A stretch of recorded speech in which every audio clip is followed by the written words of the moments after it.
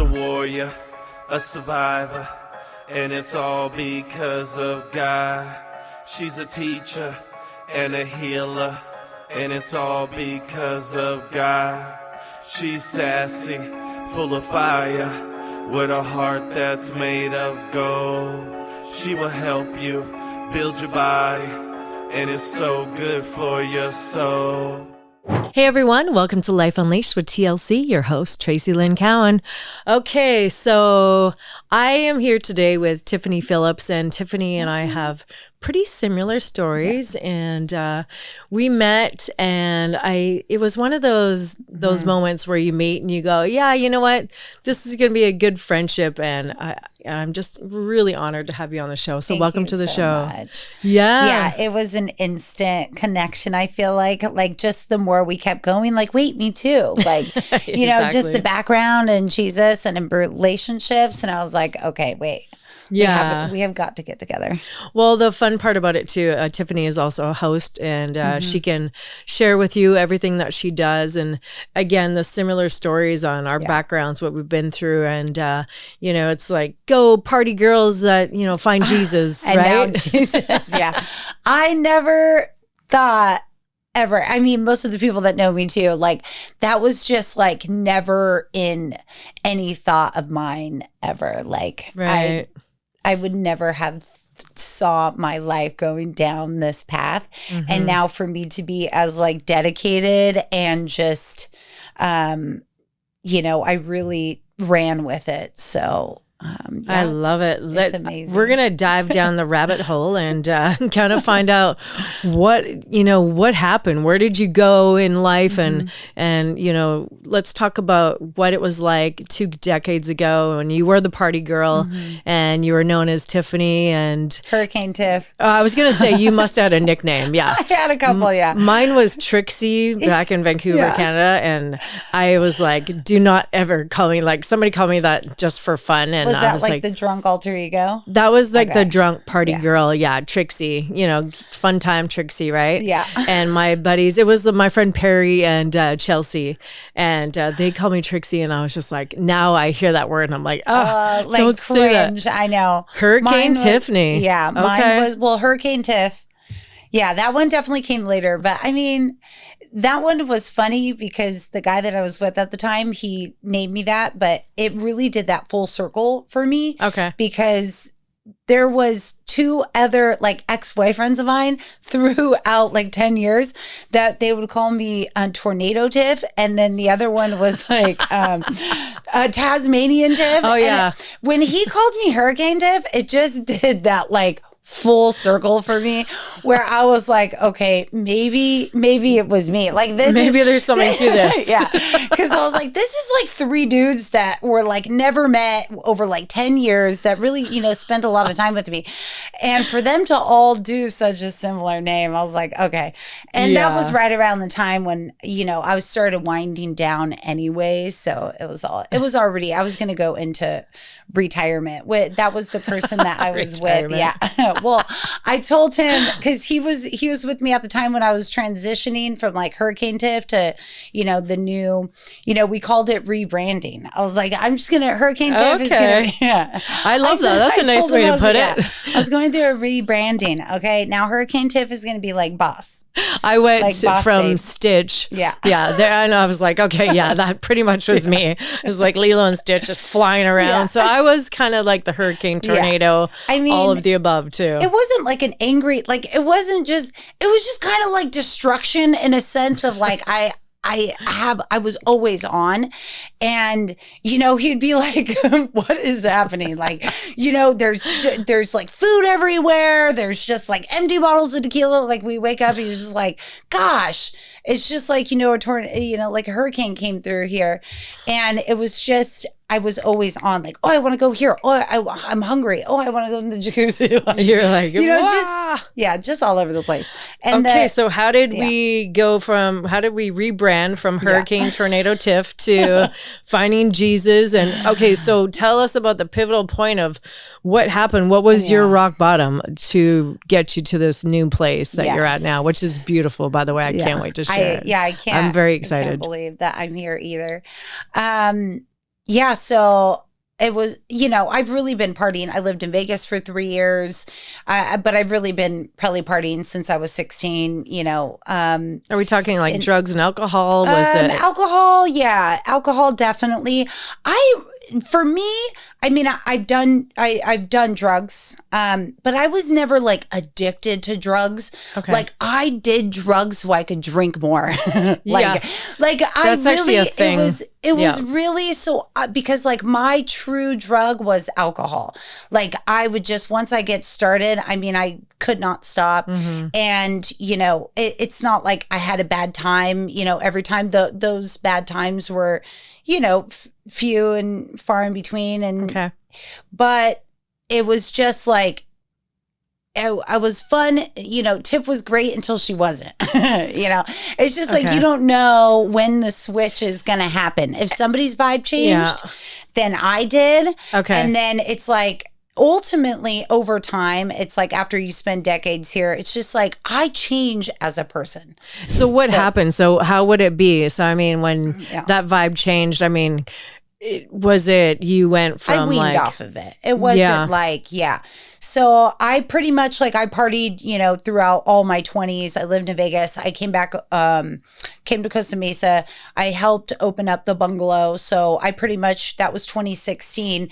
And, that now I'm right in the middle of the beach. I had my own studio out there. That's when I really, took that whole life to the next level. Cause then I was walking everywhere. I never had to drive anywhere. I I lived right at the back of Main Street. So that was my level of drinking really skyrocketed a little bit. Cause then I always had, what is that? Where you pregame. Oh, everywhere I would go. Yeah. I was just constantly, this is 2018. So I was constantly just going on Tinder dates, getting fed, just drinking all the time. And it was a real thing. Girls got to eat. So at that time, I was living in a whole different mentality, just good time, Yeah. So what changed for you? Yeah. I mean, that's a pretty drastic change. I mean, as we dive into this story more and you're going to find out more just, Tiff coming to, know Jesus and love Jesus and be in this different space and time.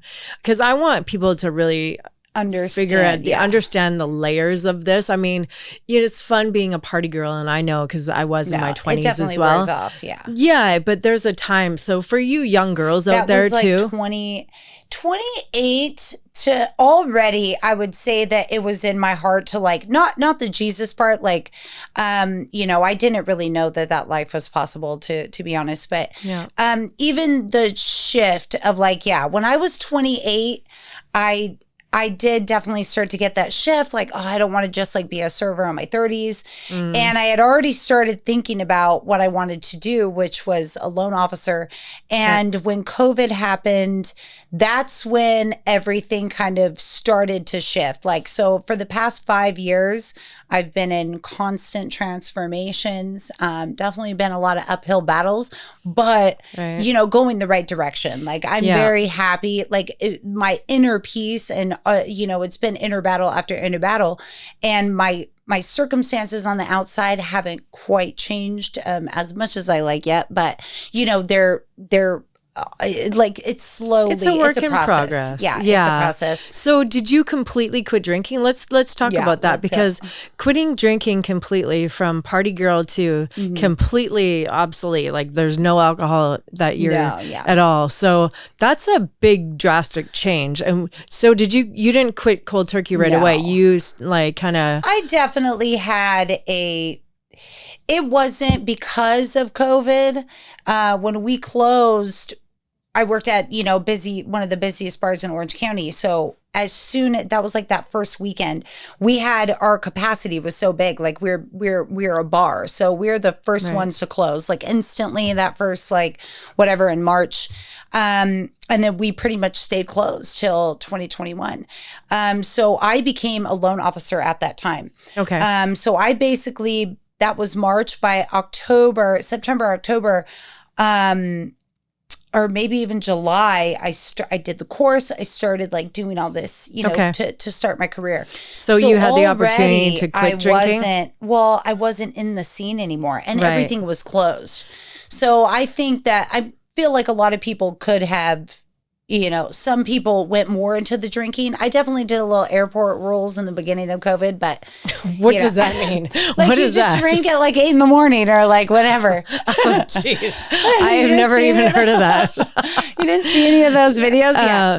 So was it hard for you to quit drinking? Because I mean, I'm sure, let's think of the viewers and the listeners out there. So a young girl or a young guy or, in your 20s, I mean, how was that? Like, did you have to just make a decision, say, you know what, this is not working for me anymore. I need to just stop this in order to make my life better. That really didn't come until like 20, really until I started thinking about it like that. Like, cause this at 2020, like, no, I was just like starting my new career. I was still drinking and everything.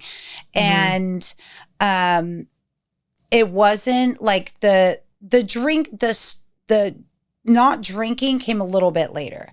Okay. So I just wasn't going out as much due to the COVID and everything. Right. And then really where my rock bottom, because of that shift, now I see it, is that like I kind of lost my identity a little bit when we had that COVID shift. Okay. I was constantly getting attention. Yeah, talk about the identity change, because this is a big thing for people. Yeah. So, and I know a lot of athletes, like pro athletes and celebrities, when they finish their career, maybe it was a torn ACL that sent them out of their career, and now they're, a forced retired athlete, things like that. Yeah. And I actually have been through this as well. We talked about. So talk about that. Everybody follows your story. Like, it is incredible what you have been through. Oh, to see, thank you. Your progress. Yeah. The beautiful thing is like, you look at it, and I used to always say too, because I just was like, all I have is my body and my looks, and I'm a fitness model and fitness expert and la la la la la, and I felt so good about everything. Life always has a way of humbling us. They're like, nope, well, you're going to find something else. Right? Yeah. So there are people out there that are struggling that we can be an example for and share with them. How hard was that when you were like, oh, I'm not getting any looks anymore? I mean, we talked about this. That's difficult. Well, and at the time, like, honestly, now at this point in my life, like, since that time in COVID, it's like, I didn't really know emotional intelligence. Like, I didn't really know a lot of, now I've read so many books and really, after what I've been through, and have grown a lot. But at the time, I didn't know what was happening to me. Like, I just always had this like big confidence. Like, I would walk in anywhere and I knew everybody. And now I realized a little later that it's because every night, like, I was with 6 of my girlfriends that, we were always validating each other. We were always like together. We were always laughing. Yeah. Like, I would go out and there were always new people there, always getting attention. I'm always going out. Someone's always coming after me. I mean, something like, so when everything went to a halt, and now I'm in this new job. Now I completely switched. I'm not working nights. I'm not at the bars. I'm not with my girlfriends. I'm not with anybody. And that's when it really started to hit me like, I started feeling insecure and things inside that I had never really felt before, which led to this narcissist that I probably wouldn't have ever even talked to for more than 2 seconds. Okay, so let's talk about this. So you just came out of this, high ramped up Hurricane Tiff job. I mean, I worked in the bars. I've worked in nightclubs. Full swing, you're just drinking. Full on. You're in like this drinking, mode, like running and gunning, I call it, right? It's a lifestyle. Not literally. So, and then all of a sudden you come down off of this. It's like, coming off this high, so to speak, and you're getting all this attention, and then you take a step back. It slows down.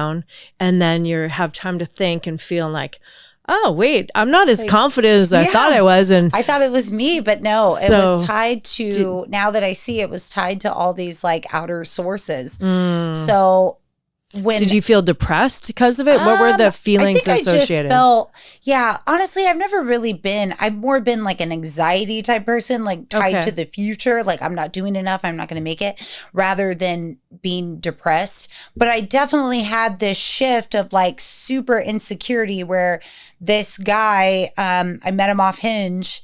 So early that's a popular site on my show, apparently. I do not. We're not supporting Hinge or any other dating apps, but no, it just keeps going up. This is not the commercial that they want to use because this is not a good advertisement. Yes. Okay. So mine wasn't terrible. You meet this guy, and he's a complete narcissist, and you're winding down. Yeah, I don't know what came over me. Like I don't know what was going on with my brain. It wasn't until finally I left him. I studied the brain and I made all. What these happened changes. with him? So he was a narcissist. So this ended up being an abusive relationship. Is that? Yeah. Okay. Yeah. So it didn't get to the physical, but the point where it almost did, like this moment where it was like I thought we were going to throw blows. That like I left a week after that. Like this was, and we were out of state. So it was just that was that moment where I was like, I have to get out of this. Like, I don't know what's wrong with my brain, but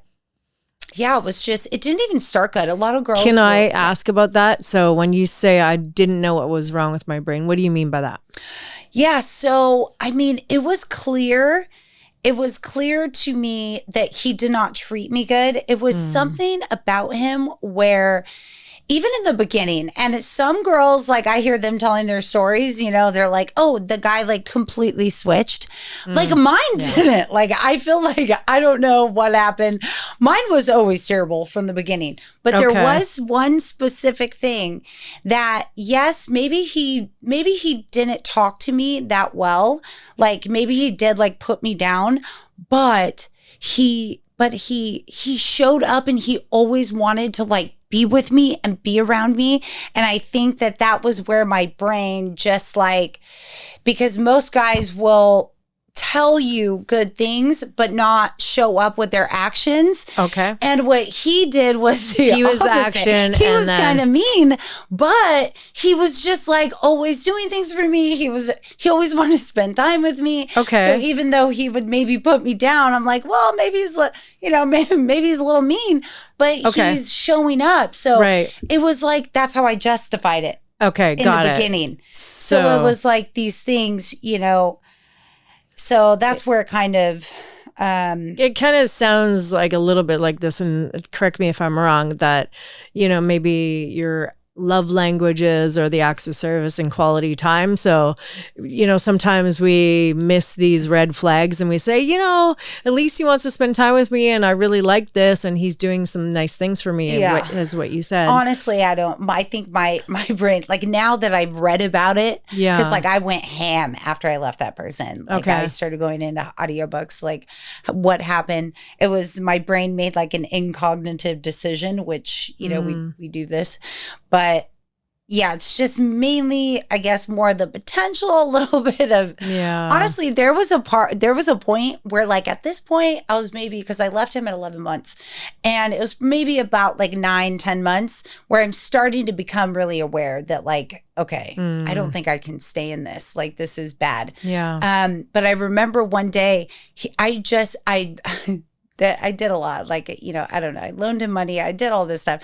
And he was cussing me out one day and I get off the phone and it was just unbelievable where I was at this point, I'm like starting to realize like, I got to get out of this. Right. But I remember hanging up the phone and I was like, I still want to see him. Like, this is insane. Like, what is wrong with my brain? Well, now that you're looking back at that. Cussed me out. Yeah. No, but even in the moment, that was maybe like a month and a half before I left. So I definitely was starting to become aware of like, this isn't good. And I just remember like, he just, told me everything that was wrong with me, like literally cussing me out. And I was like, I forgive him. Like, I want to see him. Like, it's so Did insane. you feel like you were in love with him? No, even when we broke up, when we broke up, that was not like a heartbreak thing. Like my soul was shattered. Like he just, the constant putting down. The verbal abuse. Yes, the and verbal the constant, abuse, the constant emotional, like tugging and pulling. Yeah. And the other thing what most narcissists do, like, is it's like, they put it on you like to deliver. So like I'm a deliverer, and most women are like, we just want to show up. We're empaths, so we want to take care of you.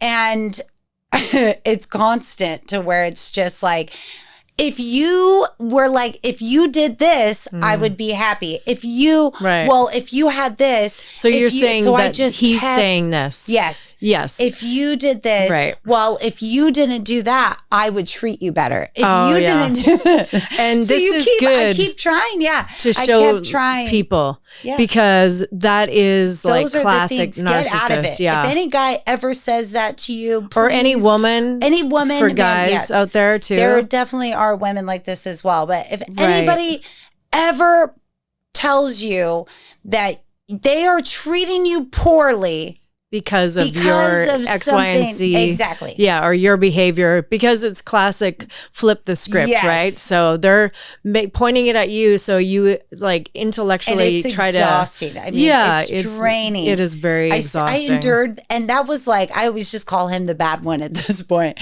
Right. But, it's really, I'm grateful at this point, of course, because after that is where I changed my entire life. Right. Like, how did you get through that? You one day you were talking about the month and a half prior. You're kind of like, okay, this guy. I was aware now. Like I was aware that he was a loser and I had to get out of there. What were the conversations like to end it? How did you end it safely? Because there are circumstances out there, and I'd like to tell people, even whether you're a man or a woman or a young, adolescent or whatever it may be, there are certain situations and relationships where, it's very detrimental if you try to leave. If you try to leave, yeah. Right. And so how did you leave? Mine didn't have like physical abuse. So mine was more of a, more definitely on the mind and verbal abuse. And, and he lived an hour away from me. Okay. So I didn't really have to worry about running into him. So that was definitely easier. But, yeah, in that moment, I actually used I started to become more self-aware. Okay. And something that I didn't realize in the time that I do this, but I do it. I've quit a lot of things now at this point. Like I've quit alcohol, I've quit the smoking, I've quit a ton of things. And something that I always do is sometimes I'll let myself do it, but to wean off things. But I will make sure that in the moment I sit in it. So when I say that, like I did that a couple times with him where I would still go to his house, even though I knew I needed to leave him. Okay. And of course, on the way home, I'm like bawling my eyes out every time I leave there. I'm just crying the whole way from San Diego, just crying my eyes out.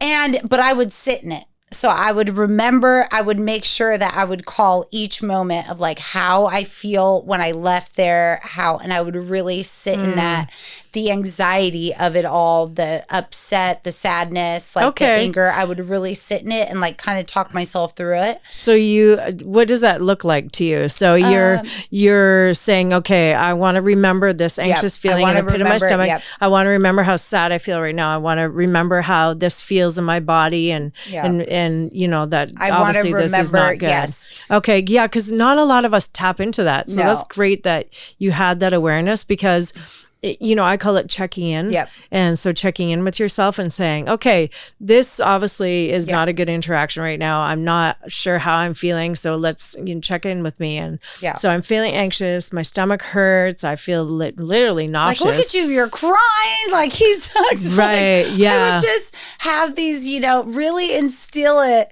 And I probably went back about 3 times and kind of did that each time. So then eventually you start to really sit in the feeling of it. Yeah. And really more logically, like, put it together. Like, dude, this is just stop. Just stop. And I eventually blocked him. Yeah.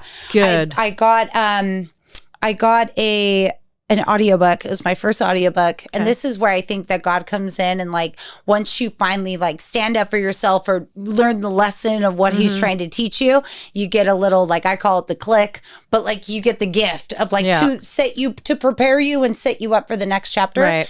And for me, that was I used it. I've never like really been a big student or anything, and I used this audiobook. Okay. My first one, and it was Peter Caldwell, How to Break Free from Narcissists or Toxic People or Relationships. Nice. It was 3.5 hours. I put it in my car. Like running errands one day. Yeah. And just, I mean, I'm bawling in my car. I was like, yes. He's like, do you feel like this? And I'm like, yes. I love that. And I love that you felt like that. Courage. I love that you had that. So, and it was a guy talking about his wife. So he was actually married. He's like, you know, they went over like different narcissism, like different types. Yeah. So overt, covert. Now I've done all the research. I had to figure out my brain and the gaslighting and all that too. Now come at me.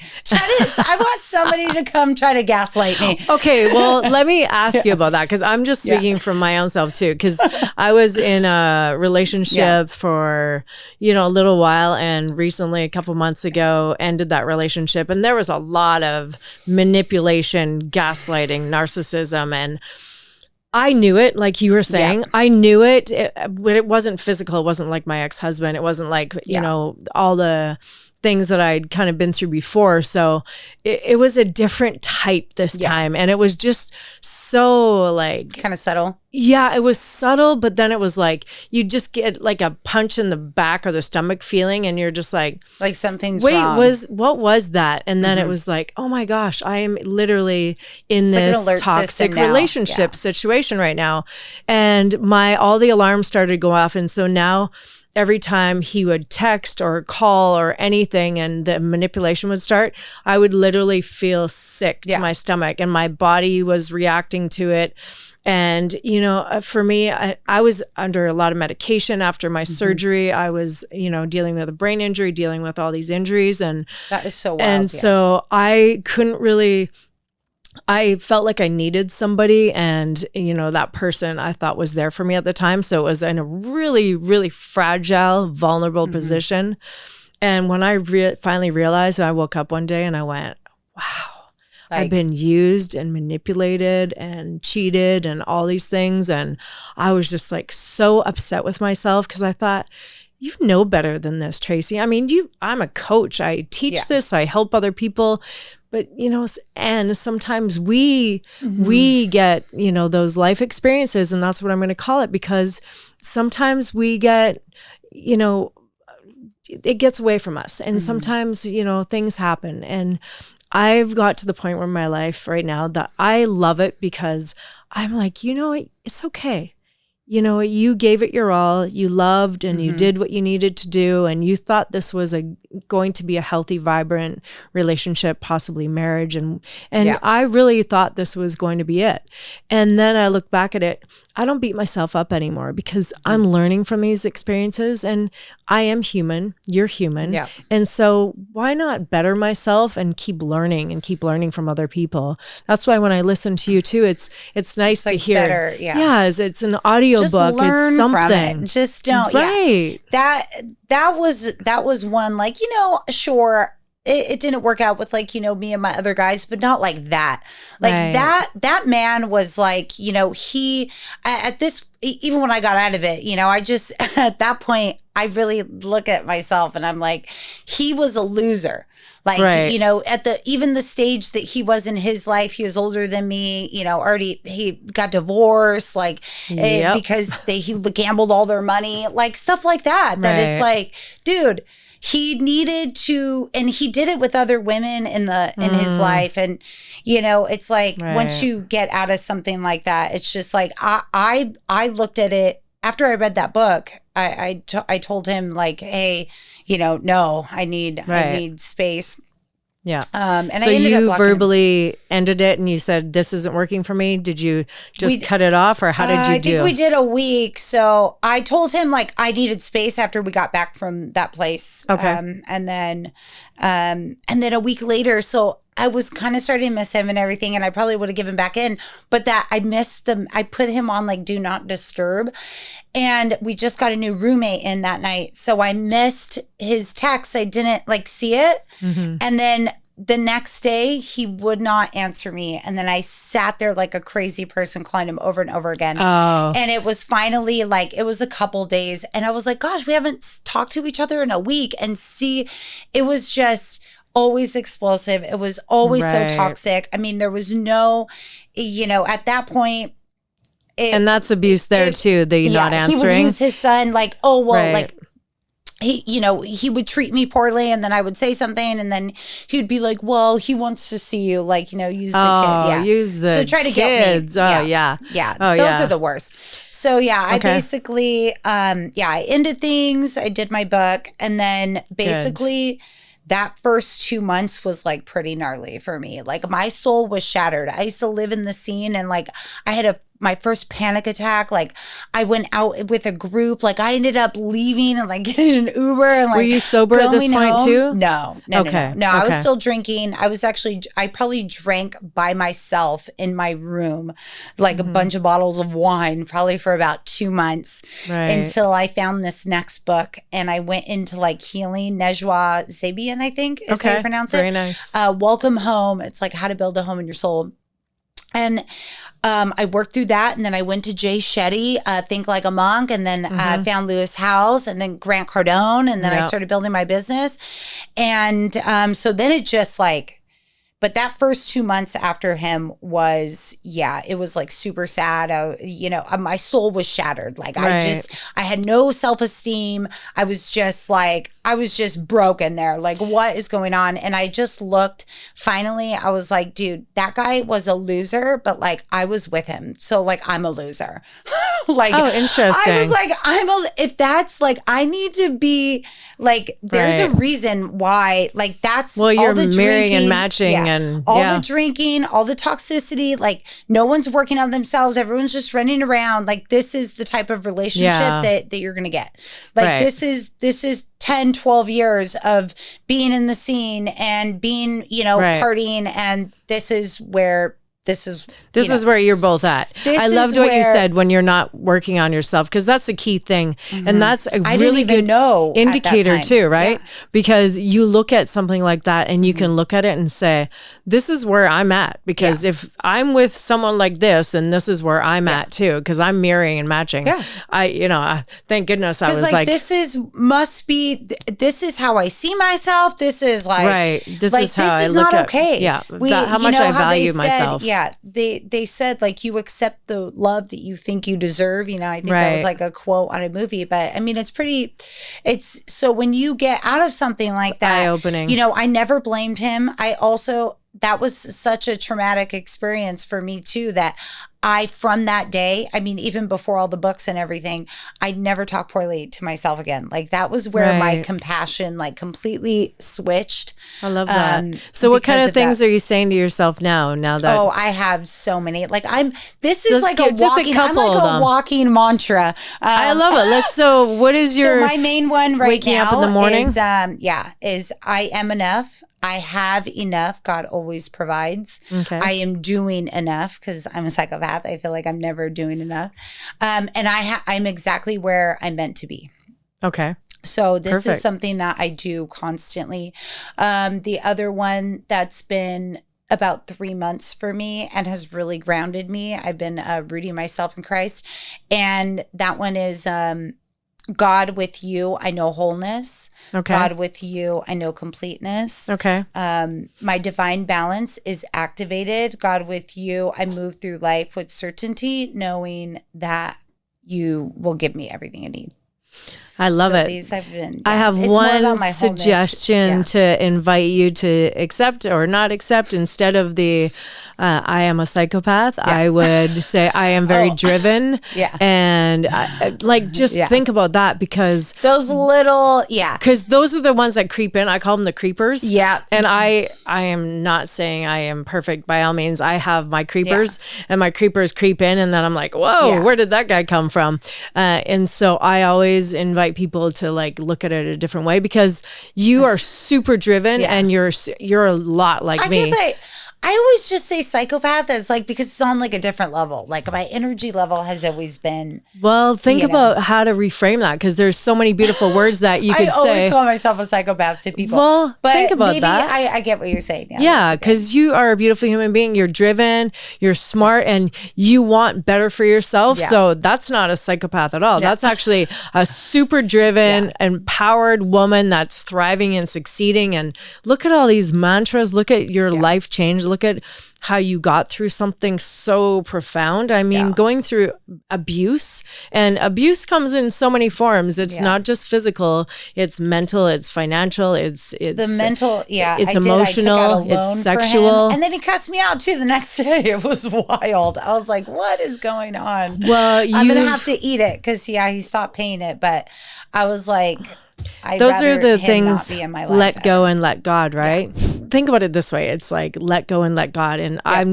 not going to take that energy, because that energy is like, just eat it, because then we get to be free and then we get to let it go. It's I so would never not worth want that it. person like anywhere near anywhere. Right. So I just, I did have like a written contract with him to pay me back. And I did. My friend or a kind of an ex of mine, like he did ask if I was going to do anything, but I was like, no. I've worked way too hard to get to where I am. I don't even want, because it's like tiptoeing back into that door. Like I don't need it. I'm just going to eat it. It's, it's a part of the past. It's a part of the process. I had to go through it. Now I can see I'm very grateful, because that was like the rock bottom area that led to, like I said, when now I feel that God gives you, like that was in the moment when I had felt stagnant for years, just with the partying and, just doing the same old thing, not really going anywhere. And I really thought of that, like, God knew that I felt stagnant, and that it's never going to be the best feeling to go through the trials, but, that was mine. So I could finally like stand up and be like, okay, this is enough. Right. Like relight that fire inside of me and let's get going, because I am not going to put up with this. Like that was just awful. Right. But then it led to, then I started going ham on the audiobooks. I probably did like 50 audiobooks that year. Like audiobooks are amazing. All self-development. Just like I started, I did a lot of Grant Cardone. He's actually one of his concept with the drinking. He used to talk about, no, if you're drinking on the weekends, like you're a loser and like all these things. Right. Yeah. I've heard that's that. just like all I've ever done. So, he had another concept about liabilities and people and habits. Right. And that's really where I started to shift. So like I left that guy February of 22. I did, I kind of, I drank a lot by myself at that time. I was kind of depressing, and I was in a weird place. Like, and then by September, I started these contracts to myself. So my self-contract. What's a contract to yourself? Let's talk about this. This sounds fun. This sounds so I've juicy. had them I've been doing them for over 2 years. Okay, so what is it? What is it? Like writing a contract down to yourself, and I wrote committing to yourself? Yeah, I wrote an actual contract. I'm also in real estate. So like contracts, I think they're just normal to me. I like all the, I did all the bullet points and everything. Like the exceptions. Tell me two of your biggest contracts with yourself, and so I would break down all of them. I started them September of 22. So I had fitness, dating, drinking, and work. I was in a 9 to 5 at the time. I was still a loan officer, but I didn't have my own business yet. But like the drinking, so the dating, I put like no apps, because like that's where I met that bad one, and I was like, no. Right, yeah. So, but I made went to the no ground rules. apps too. So I put like ground rules. on there with the dating. And then for the drinking, that is when I was trying to make more money at work, like trying to be more consistent. Right. So I limited my drinking. So that's where this started, is where Ooh, I love put it. no Fridays, and I made a whole contract. So I had like Love this. exceptions. Like I put like on vacation, like, so no weeknights. There was one weeknight I was able to drink on Wednesdays, because this guy used to make me dinner. I used to go up there every Wednesday. So that's fine. I was safe, have some margaritas, all good. So I put that, I can have margaritas with him. Like, it was specific. Okay. And then no drinking any other night except for no Fridays, no Sundays. I live by the beach, so it would get wild that I would spend all weekend, drinking because I'm at the beach. And me and my roommate would go beach cruising and it would just be like fill up a road soda. Next thing you know, I've had like a bottle of tequila. So it was just like, it could be a problem. Stop. Yeah, it had to stop. Definitely. So yeah, like I weaned off of it, and I put, I can drink Saturdays, but I had to do something active on Saturday mornings. Okay. So then now I'm never hungover, and my running like took off. I love it. So now I'm like never hungover, and now every Saturday I'm running like 12, 14, 60 miles. So a couple months in, I started re-signing them, changing anything every 3 months. Okay. So that was September. So about January, December, I looked at it. I think I don't know if I tweaked anything at that time, but then, do you give yourself a certain period of time? So are there clauses in your contracts, or I have clauses, like addendums, 3 months? And so usually, because you don't want to do too much when you're doing them, you don't want to put it for a year. Nothing's going to last a year. Yeah. You don't want to do it for 6 months. I was 3 gonna say. months is quarterly. You even like, if you're trying to gain consistency, a month is just not enough. So put it at 3 months. 3 months was the best. Then basically every 3 months I would revise what's working, what's not. I love Am this. I getting better? Yeah. Did you have an accountability partner, like somebody that was like no, saw I've your always contracts? kind of been, yeah. Okay. And But not everybody is like your personality. So for you out there, and I know there's a lot of you, let's go ahead. And if we're going to adopt this philosophy of this contract, which I absolutely love, and I'm going to start doing this. I know, I'm going to I'm very militant, and a lot of my friends like to point it out a lot. Heather, I'm not saying anyone in particular. And so I love stuff like this because it really just keeps you in check. And I think this is great. And for everybody else who writes them, with the people that are like, oh, I'm never drinking again once they're hungover, and then they drink next Friday, Saturday, Sunday. Start out small. Yeah. Okay. And with these contracts too, it's super important because I would do a rough draft before I would commit to it. Like, I have them all in the back of one of my journals. Like, I do it in pen. I sign each one. I date it. Gee, I love and it. it's just like a full commitment because it's committing to myself. And for me, coming out of a relationship like that, that was a couple months later after learning and growing, my mind. But I had to build my trust back. And this is how I did it. Because this is beautiful. When you let somebody in like that, we often, as humans, we blame ourselves. Like, I let them, even though I did not treat me like that. Like, I did not do those things, say those things that he did. He did that. Those were his choices. He intentionally, purposefully put me down on purpose. That was not my fault. But us as humans, we accepted it and allowed it to happen. And then so I lost my trust. I wasn't going out. I wasn't talking to anybody. It's because I didn't trust myself around others. I didn't trust other people around me. Yeah. So that was a way for me to build my trust back. And I love these contracts. So if for the ones out there that are like, oh, I'm going to do these contracts, I would do it and have 2 accountability partners, because one accountability partner is going to be the one that's like, oh, don't worry about it. You can just write another contract. We all have friends like that. And then you're going to have the one that's militant like myself, and where they're like, hey, look, like, this is for you. And are good. I'm better now with that. I do have one, actually. Well, if you ever need another one, I'm great with that. I love that. Yeah, I'm kind of annoying because I'm like, I really, On top of it, I should have been a cheerleader, not a jogging athlete, because I'm like, rah, let's go. You got this. I think that's beautiful. I'm really going to adopt that into not only my life. Them. Yeah, please. I think this is great. People people have told me, like, I've sent them to some people recently, like at my church, because now I've been doing them for, what are we on, 25, almost 3 years. Yeah. Yeah, that's so this great. year, September, will be 3 years. Okay. But that's really was the spot then, like coming into that next year of 22 or 23. Yeah. I started running my marathons. Yeah. And then it was just like, and even in that time with the drinking, I did really well.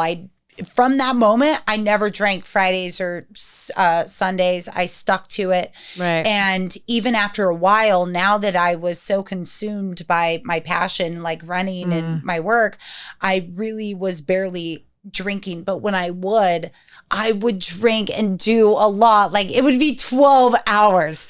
So then I went to a place where it was like, I would drink like once a month or like once every few weeks. I would hit up my girlfriend, go down to Huntington.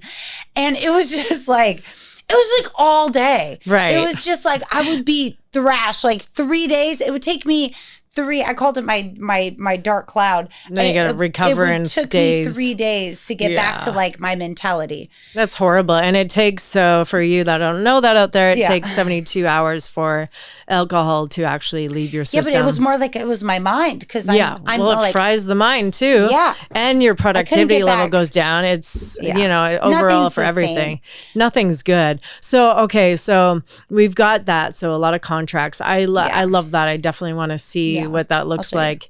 And then, so let's go fast forward a little bit. So there's a topic that I really want to talk about. And we've talked about it the other day. And we talked about you making a celibacy contract. So let's talk about that because this is a big thing. Yeah. This is a big thing. So tell me what that process was like. I'll kind of go into my God journey. So, I did really well with like the audiobooks and all that stuff.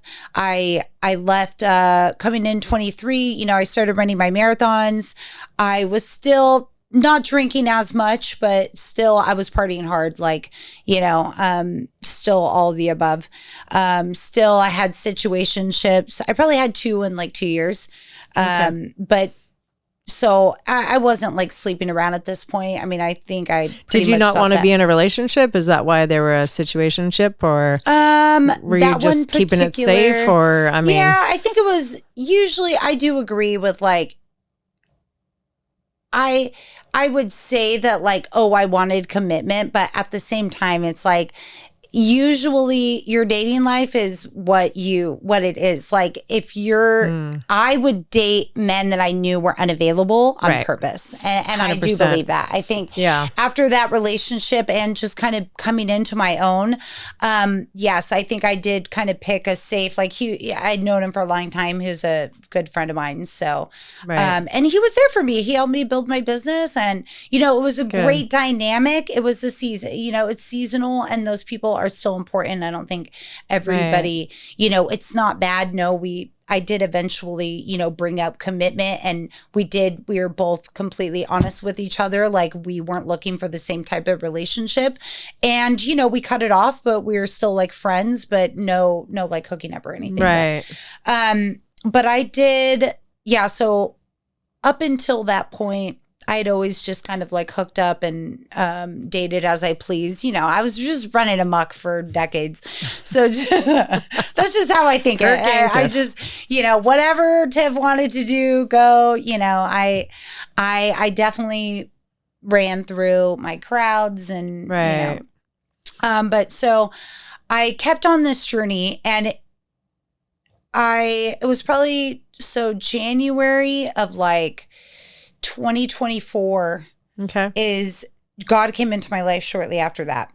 But at this time, I'm like building my business. I'm still not where I want to be. And I just, at this point, February 17th of 2024, I actually called it no drinking. So I'm done. Do you remember that day when you're like, okay, that's it? Yes. Like February this contract, 17th. the contract wasn't even working? I wrote it. Yeah? No. The contract was working, but I outgrew it.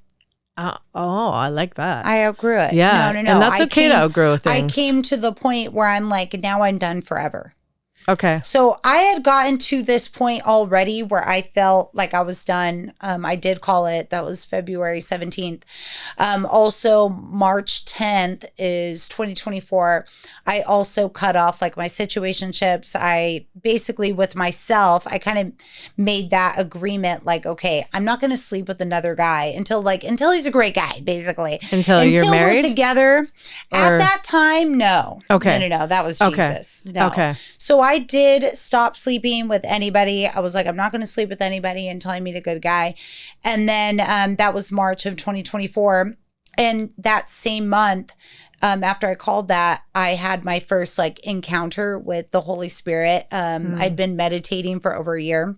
Okay. And I had built a great foundation after that, like abusive relationship. I really did. I was, building my business. Everything is great. I'm hitting these like milestones.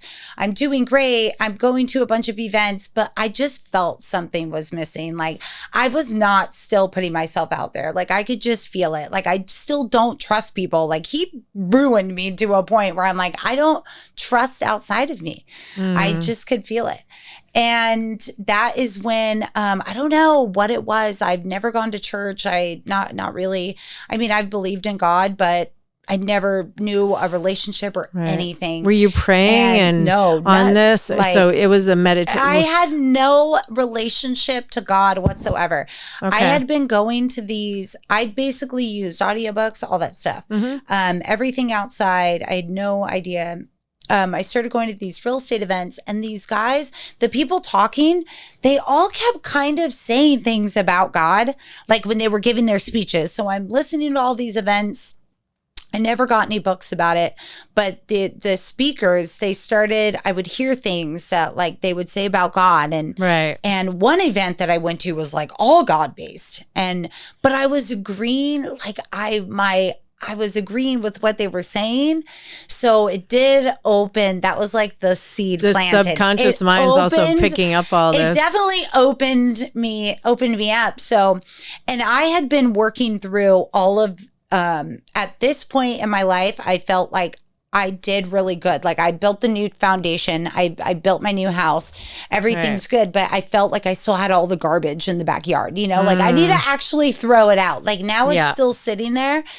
And so I started thinking, everyone said, God, like I always known God was there, but in my meditation, I just like spoke to God. I was doing like the chakras, like when you speak, and I spoke to God for the first time, and I like thanked him for, I still like, I think I could see why you put that person in my life, because so I can get to this point. And I was Are you talking about the ex-boyfriend? Okay. So let's elaborate a little bit on that. So you felt like that was such a profound experience that you went through, that he put it on your heart so that you could learn from it and you can really make that change. Yeah. Okay. I feel like even before my relationship with God, like actually having one, I grasped that. Like that's where I was. Yeah. I was still like thanking him, but I never prayed. I never went to church, like nothing like that. But like, I don't know. I was nobody really, like, I always thought I was going to heaven. Like I didn't see a reason why I wasn't. Like, I feel like I was just raised, like, if you're a good person, you go to heaven. But now I'm seeing that, it's different. Like, but at that moment, so I talked to God for the first time in my meditation. I'm like bawling. I felt this like huge like energy, just like this light of energy. And I'm just like, after I was like, whoa, like I leveled up my meditation. And there was a girlfriend of mine, we had planned lunch 10 days like before this. We used to like party all the time, and we were both business owners. And so we were going to go catch up in like Costa Mesa. And it was that day, and I went and met her at 12. And she's like, so how's it going? I'm like, I leveled up in my meditation. Like I'm crushing it. And I told her what happened. And she's like, do you know what that was? Spiritual And awakening. I was like, no, like, she's like, that was the Holy Spirit. And I was like, stop, like, fill me up with some more, like, give me some more. So I had no idea that really what that was. And then I went to Rock Harbor. I went to church by myself. I finally made it there in April. So it took me a little while. I jumped into a course right away that they had Alpha at that church where you could like ask questions. Okay. I ended up meeting my church family at the end of that. I ended up getting baptized in June, so June 15th. So I just hit my year.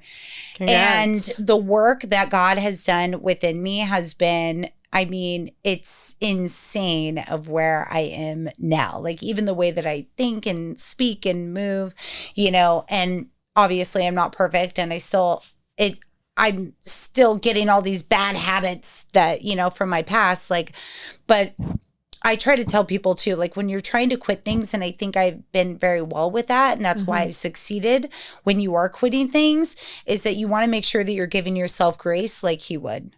So don't put it too high. Don't try to just cut it all out at once. Yeah. It's really, really hard to just go cold turkey. It's like a nutrition or diet, and people it's like Make cutting a out every lifestyle single change. thing. Yeah. Make a lifestyle change. You start there and then you make another, you take away a bad habit and you add two good ones. You take away a bad habit and you add another good one.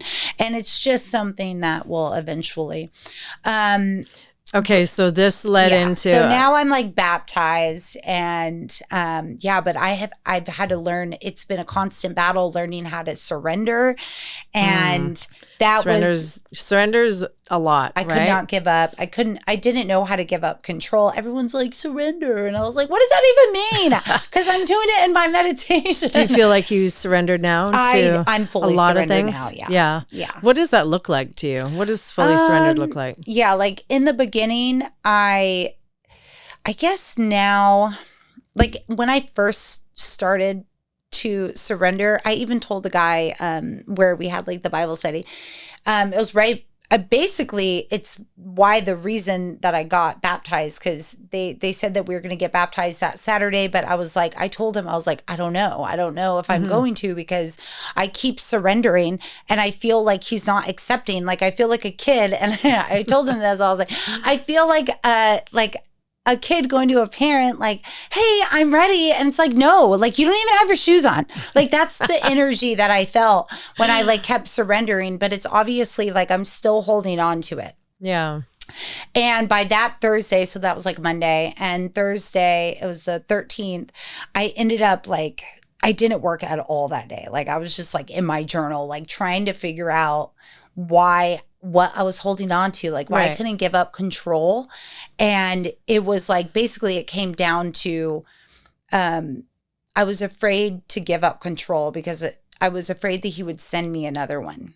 You know, like that guy. Yeah. Like that was another life lesson. I know, I'm going to start crying. I was afraid that was like, not a life lesson, like another one, like that abuse. Like it's fearing that if you like to give up control, not like I would have it's the delusion that we have any control anyway. Yeah, because we don't have control anyway, which is the biggest. But you have to get down to like, what is it really that you're holding on to? And it was that, like I had been holding on to that. I'd done all this healing and all this work, but it was still feared me that I was going to meet another human being like that and end up in another relationship like that. And it was just like terrifying. And like I already named it that he gave me that person to make me better. So it's like, oh, what if he's going to give me another one? Like, I don't want another one. Yeah, the fear crept back in, and you're kind of like, so do you, looking back at this and talking about it, when we talk out loud, it's interesting when we kind of circle back and go, oh, this is interesting. Do you feel like that situation with this guy really was the profound change for you? Oh, yeah. That was like that was definitely where it happened. Right. Like that was where that change.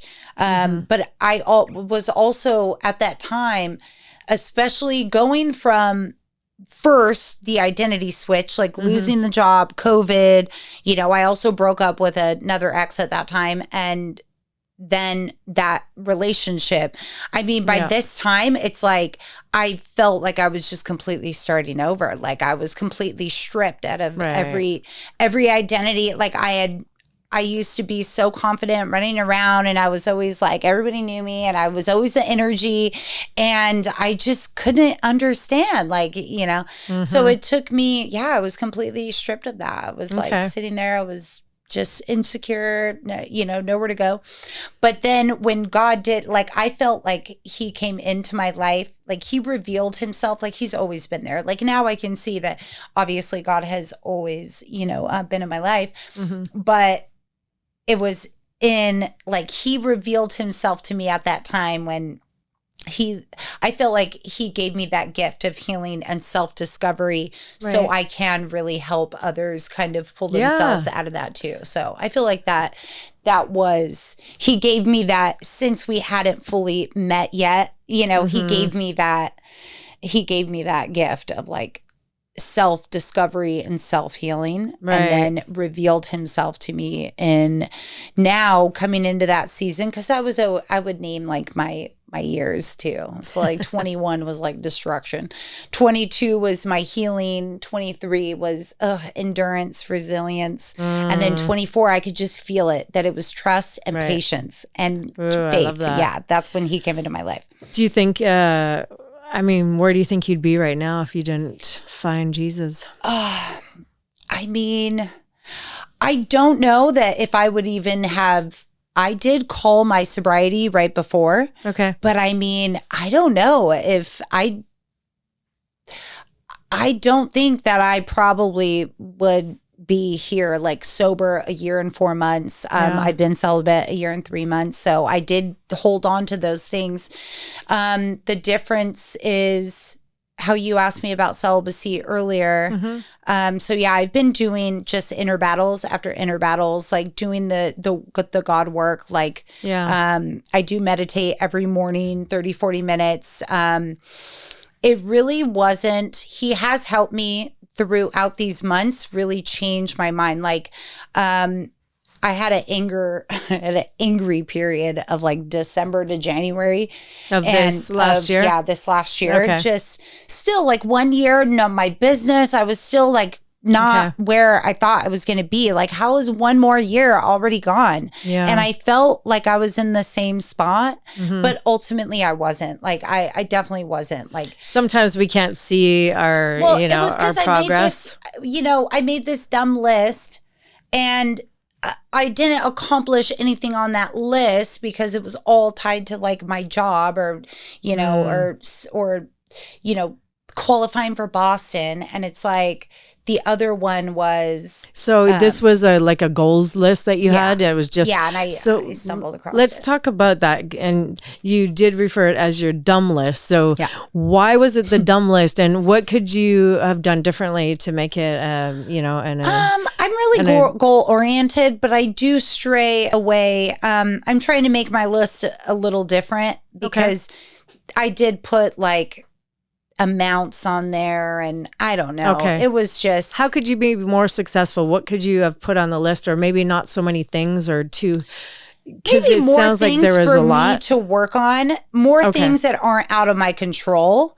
More things for me, make it more things that I'm able to work on rather than, and also attain, because exactly, a lot of us do these lists, and I'm guilty of that too. And then I was so angry, and but then what wasn't on my list? Jesus wasn't on my list. My 35 miler wasn't on my list. Like all these things that I did accomplish that year weren't on my list because obviously he took me in a different path. All my accomplishments were different. So, I went through that season. Really, I got through there after people at church prayed for me and with me. And, in February, I started in Ephesians, really trying to root myself in Christ. And this is where all of his work has been done. And, I love that. Even when I was at 8 months celibate, I told my girlfriend, she's kind of like my godly mother at church and just like mentor, and I love her. And she was like, oh, well, 8 months, like you're gonna wait till marriage. And I was like, I'm not committing to that. Like, no. I was like, I never Did that said that. kind of scare you when she Yes, said that? I was like, I never said that. I was like, yes, I've been celibate, but I made that pact, Right. with myself before Jesus. Were you doing like a monthly celibate contract, or was it that I basically going with the flow? For that, my contract was don't sleep with anybody until they're awesome. And I just never met anybody. Okay. I'm like, first it was just like, look, Okay. just until you meet a good dude. Okay. A good Okay. dude. That That's was the fair. qualification. I think that's great. That was the qualification. And then so much time had passed. I never met anybody. And then I kept going deeper and deeper with Jesus. And now here we are. And I worked in Ephesians, rooting myself in Christ. So for 3 full months, I prayed for one of me and my girlfriends, but 313, 316, 17, and 19. And I basically every morning I would like detach my worth to any person, place, thing, plant my worth in you and you only. And I would like meditate over the scripture. Well, come May, he's been putting it on my heart. And I was like, I can't even see myself ever sleeping with anybody again, like unless they're like fully love Jesus. Like they have to be guiding with him. They have to be walking with him. They have to be walking me closer. And I finally signed it. So I finally committed, and that was May. And that was definitely not me. Like that was Jesus. Like May of this year. Yeah, May of this year, May 15th. Okay, a month before my 1 year. Yeah. That I committed. Well, honestly, congratulations. Yeah. That is really an accomplishment. And before we close the show, I do want to ask the question, is it difficult to be celibate as a beautiful woman? I mean, you're obviously still young and I mean, is it a difficult thing? I mean, my desires are so different now that I feel like it's kind of easy, but really once I started healing from the inside out, I mean, even last year, I had him right there, but I was like, honestly, no, like I don't want to because it didn't have the commitment. Right. And, I would say, I mean, sometimes it might be a little like, oh, what if it's like years? Like, obviously, I don't want to wait like a ton of more years. But I mean, at this point, it's like for the right one. But I think really it's like you have to do that. You have to let Jesus do that work within you. And you have to let him you get to that point to where there is no other way, because now I'm like looking through a whole different lens. Right. I mean, I see submitting different, like everything is, I mean, that word used to terrify me. Like, we talked about that. Submitting was very destructive word for me because of what I went through too. My ex. Like disrespect, abuse, nothing good came to that word. Like that word was not even in my vocabulary. Right. And now I'm actually like, I can't wait to submit to my man. And I think that's a beautiful thing. And I loved it. But that's how I know it's him, not me. Right. You know, that's where you know that I was like, wow, he is like really changing my lens. He's really changing me because now, but have you mind, like I am consistent. Like I have submitted and surrendered to the Lord every morning, like every day for over a year. So I do consistently do this. So, and then now that he's built me up, like he's encouraged me, he's built me up, he showed me so much love that now I feel it's connected to, now I put that word surrender, submit to love.